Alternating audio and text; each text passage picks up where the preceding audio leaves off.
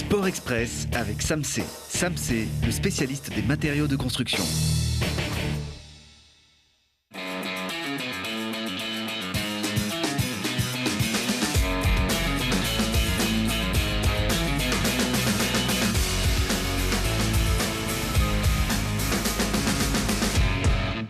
Bienvenue à tous, très heureuse de tourner les pages de l'actu sportive avec vous comme chaque lundi. Et les fous du ballon ovale en savent déjà un peu plus. Sur l'épilogue de la saison, le FCG termine premier des phases régulières. Le groupe a récupéré son fauteuil de leader prêté à Brive la semaine dernière. Mais ça n'a pas été simple. Nevers a joué crânement son jeu avec la voie ouverte par la défense grenobloise. 6 essais ont été marqués par Nevers qui a même mené en seconde mi-temps. Mais Grenoble aussi a marqué 6 essais. La différence s'est faite au pied et à la discipline. Pas d'effusion de joie du côté des Rouges et Bleus en fin de match. Les esprits sont déjà tournés vers la demi-finale qui se jouera donc au Stade des Alpes le jeudi 29 mai. C'est le rendez-vous que le groupe prépare depuis déjà plusieurs mois, le plus important. Si les 2 derniers blocs ont été bien moins satisfaisants que les précédents, c'est peut-être qu'il fallait ne pas prendre le risque d'affaiblir son effectif. Alexandre Martinez est allé faire le point sur ce qui se prépare avec le titre en ligne de mire. Le stress monte, les jambes frémissent, les Rouges et Bleus se préparent au plus gros défi de leur saison, atteindre le top 14. Après 2 échecs en finale les saisons précédentes, le staff dispose aujourd'hui d'un groupe fourni et performant. Ce qu'on a choisi, je pense que c'est des bons joueurs avant tout. Ce qu'on a décidé aussi de garder, c'est des bons joueurs. Donc voilà, je pense que là aussi, ce qui fait la différence, c'est la profondeur du banc. La première des choses, c'était de servir des erreurs qu'on avait fait l'année dernière sur la gestion de l'effectif, sur faire trop jouer certains joueurs. On s'était fixé des objectifs d'avoir un maximum de joueurs en dessous de 1500 minutes. On en a très peu au-dessus des 1500 minutes. On estime qu'entre les retours et les joueurs qui sont en dessous de ces 1500 minutes, on a un effectif qui va pouvoir postuler pour la demi-finale. Une profondeur de banc déterminante pour pallier les blessures de joueurs de premier rang. Si le meilleur marqueur de Pro D2, Wilfried Hulle, est incertain pour les phases finales, le Sud-Africain Onru Sirgul sera lui bien absent après son opération de l'épaule. Le FCG pourra tout de même compter sur le retour de joueurs cadres comme Julien Farneau.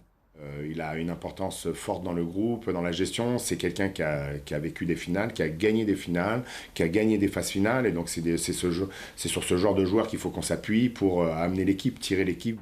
Et pour accéder au top 14, les Grenoblois comptent bien prendre exemple sur les moments forts de leur saison, des pluies d'essais, mais également des désillusions.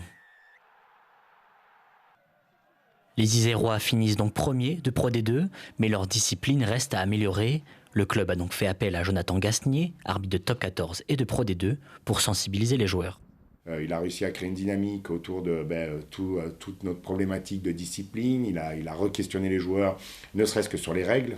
Et tu t'aperçois que quand tu es face à 30 personnes, tu as 30 règles différentes. Et on leur a montré des clips, des attitudes, que même Jonathan Gasnier a dit si vous avez ces attitudes-là lors des matchs phase finale, ça ne passera pas. On a beaucoup compris leur point de vue sur différents aspects du jeu.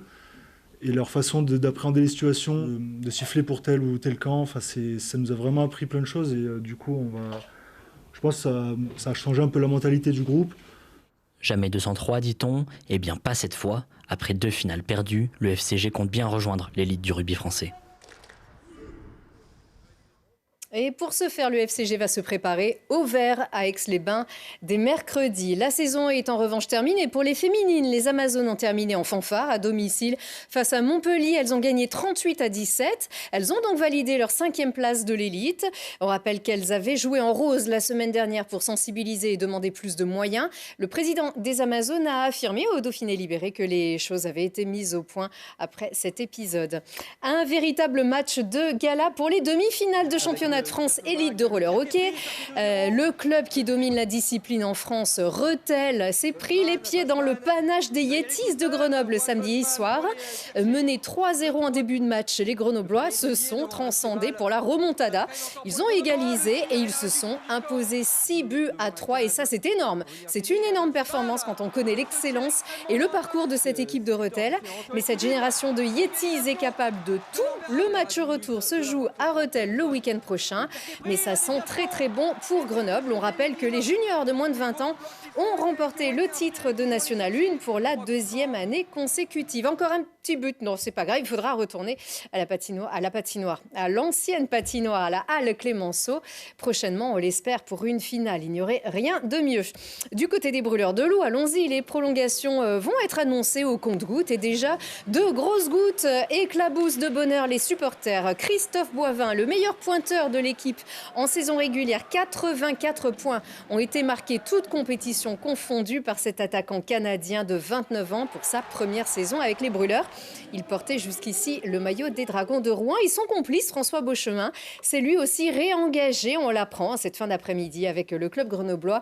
Le numéro 49 a inscrit 21 buts cette saison. On retrouvera donc le duo Beauchemin-Boivin à l'assaut des cages adverses. De son côté, l'équipe de France qui dispute les mondiaux à Stockholm avec de nombreux grenoblois, dont le capitaine Sacha Trey, a perdu ses 6 matchs et joue, à l'heure où nous enregistrons, sa place dans le groupe A. Les Bleus doivent battre la Slovénie, ce qu'ils avaient fait à l'automne dernier. Et enfin, à noter sur votre agenda, une drôle de compétition.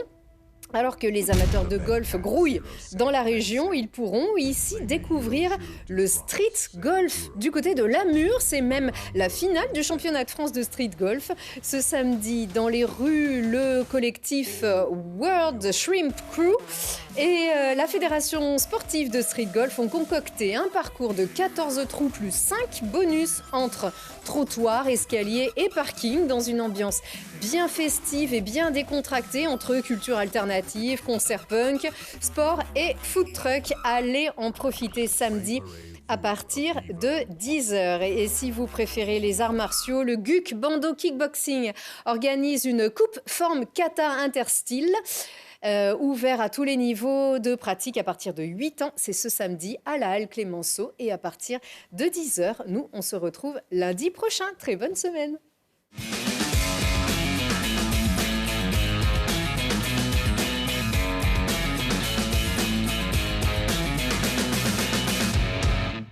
Sport Express avec Samsé. Samsé, le spécialiste des matériaux de construction.